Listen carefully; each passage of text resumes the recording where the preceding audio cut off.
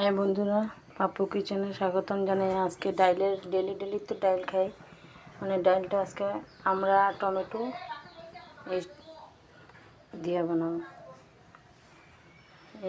ডাইলটা ধুয়ে টুয়ে রাখছি, এখন জল গরম হয়ে গেছে, দিয়ে দিলাম এটা। আমরাটা কাটতে কাটতে রাখছি, খোলা দিব, এটা তাড়াতাড়ি সিদ্ধ হইব।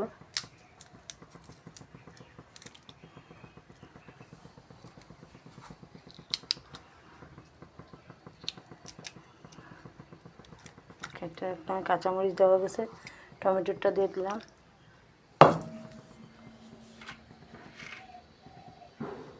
একটু লবণ দিয়ে দিলাম। একটু এখন ঢেকে দেবো, সিদ্ধ হইতে থাকুক।